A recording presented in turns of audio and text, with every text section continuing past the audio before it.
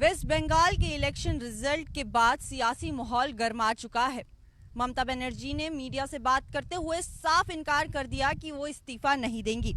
उन्होंने बीजेपी की जीत को अनएथिकल विक्ट्री बताते हुए इलेक्शन कमीशन ऑफ इंडिया पर गंभीर आरोप तक लगाए हैं। उनका कहना है, ममता बनर्जी का कहना है कि इलेक्शन प्रोसेस में इरेगुलेशन हुई है और उनके साथ वोटिंग सेंटर्स पे, जहां पर काउंटिंग सेंटर्स थे, वहां पे उनके साथ धक्का मुक्की भी की गई, उनके साथ बदतमीजी भी की गई। ममता बनर्जी ने कल से ही बहुत सारे आरोप बीजेपी पे लगातार लगाते हुए दिखाई दे रही हैं और आज मीडिया से बात करते हुए ममता बनर्जी ने साफ इनकार कर दिया कि वो इस्तीफा नहीं देंगी। उन्होंने कहा, इस्तीफा तब दिया जाता है जब मैं हारती, लेकिन मैं हारी नहीं हूँ। मेरे साथ धोखेबाजी की गई है और बीजेपी ने चीटिंग से ये इलेक्शन जीता है, ये कहना है ममता बनर्जी का। सिर्फ इतना ही नहीं, उन्होंने अपने बयान में खुद को आज़ाद परिंदा बताया है। उन्होंने कहा है कि अब वो कोई एमएलए, कोई सीएम, कोई नेता, कोई कुछ नहीं है। अब वो आज़ाद है और वो पूरे खुले तरीके से अब अपोजिशन के साथ मिलके अपोजिशन को स्ट्रॉन्ग करने की कोशिश करेंगी पूरे हिंदुस्तान के अंदर, और बीजेपी को हराने के लिए वो अपोजिशन को जितना स्ट्रॉन्ग बना सकती हैं उसके लिए वो अपोजिशन के साथ मिलके अपोजिशन को स्ट्रॉन्ग बनाने की कोशिश करेंगी। इसी के साथ साथ बंगाल में इलेक्शन रिजल्ट के बाद हिंसा बहुत ज़्यादा तेज़ी से बढ़ गई है। लगातार बंगाल में अलग अलग कोनों से हिंसा की तस्वीरें और वीडियो बहुत तेज़ी से हर जगह वायरल हो रही है, जहां पर ये देखा जा रहा है कि किस तरीके से लोगों के झुंड टीएमसी के दफ्तरों को अलग अलग जगहों पे तोड़ रहे हैं, नुकसान पहुंचा रहे हैं। जुलूस निकल रहा है रास्तों पर, चाहे वो बीजेपी की तरफ से हो चाहे कहीं से भी हो, लेकिन बीजेपी ने इसको सिरे से खारिज कर दिया। बीजेपी ने कहा कि जो हिंसा अभी बंगाल के अंदर हो रही है उसमें हमारे लोग शामिल नहीं हैं,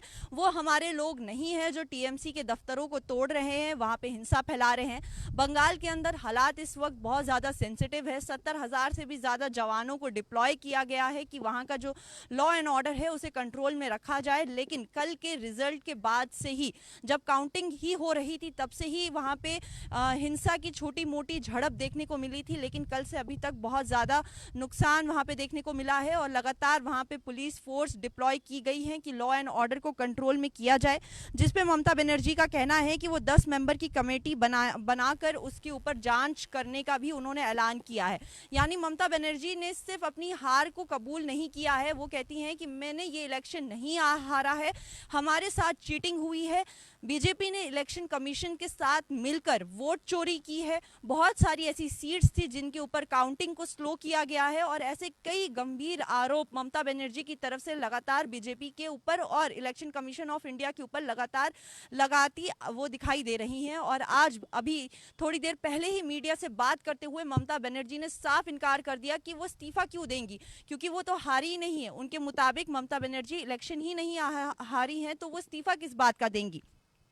इसी पे अगर हम बात करें तो सिर्फ ममता बनर्जी ही नहीं, राहुल गांधी ने भी ममता बनर्जी का इसमें सपोर्ट करते हुए दिखाई दिए थे।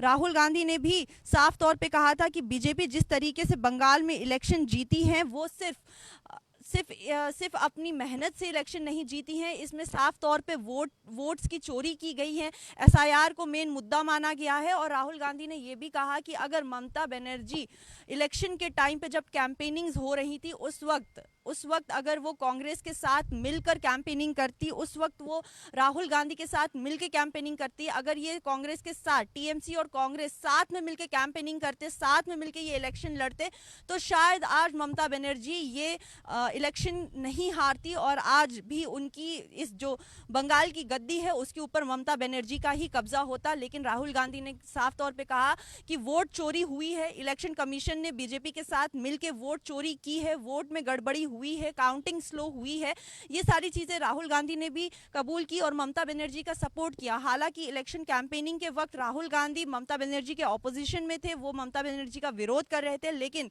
रिजल्ट के आने के बाद और जिस तरीके के परिणाम आए हैं तो राहुल गांधी भी साफ तौर पे ममता बनर्जी का सपोर्ट करते हुए दिखाई दिए और उन्होंने आखिर में यही कहा कि वोट चोरी और इलेक्शन में गड़बड़ी तो हुई है, लेकिन अगर इलेक्शन के वक्त जब कैंपेनिंग चल रही थी तब अगर ममता बनर्जी कांग्रेस के साथ मिलकर यानी राहुल गांधी के साथ मिलकर कैंपेनिंग करती, इलेक्शन लड़ती, तो शायद आज परिणाम कुछ अलग होते।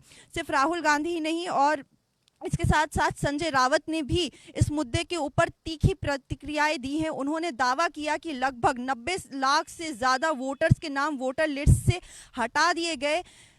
इतना बड़ा दावा संजय रावत की तरफ से किया गया कि 90 लाख से भी ज़्यादा वोटर के नाम वोटर लिस्ट से हटा दिए गए एसआईआर के चलते, और उसके बाद ये रिजल्ट में इतना बड़ा हेरफेर हुआ है।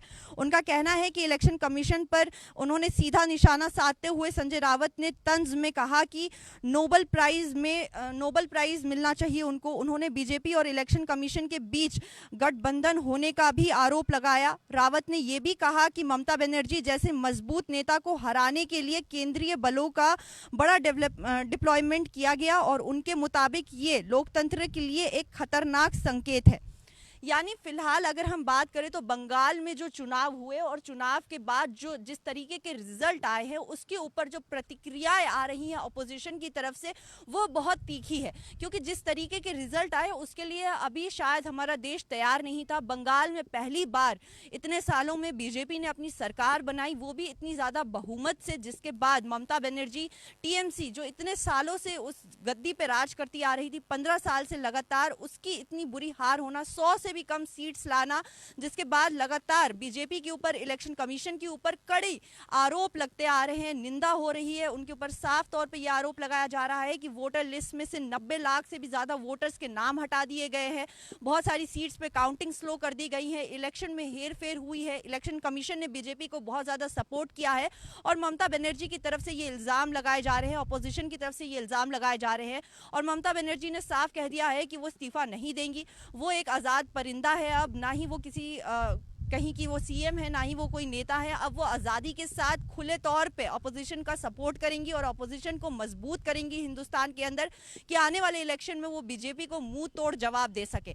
तो अब देखने वाली बात यह है, क्योंकि बंगाल में हालात की भी अगर हम बात करें तो इस वक्त बंगाल के हालात भी बहुत ज़्यादा सेंसिटिव हैं। वहाँ पे लगातार अगर हम कहें तो हिंसा झड़प देखी जा रही है। वहाँ पे टीएमसी के दफ्तरों के ऊपर लगातार तोड़फोड़ की जा रही है, रास्तों के ऊपर, सड़कों के ऊपर प्रदर्शन किया जा रहा है। और अभी फोर्सेस की बात करें तो 70,000 जवानों को डिप्लॉय किया गया है बंगाल के अंदर लॉ एंड ऑर्डर को कंट्रोल में रखने के लिए। लेकिन उसके बावजूद भी बंगाल के कई इलाकों में, कई सेंसिटिव एरिया में बहुत ज़्यादा हिंसा और विरोध देखा जा रहा है, जिसके ऊपर अभी सरकार ने कहा है कि वो उसके ऊपर कमेटी बिठाएगी, उसके ऊपर जांच पड़ताल होगी। और बीजेपी ने साफ इनकार कर दिया है कि हमारे लोग उसमें शामिल नहीं है, हिंसा हमारे लोगों की तरफ से नहीं की जा रही है।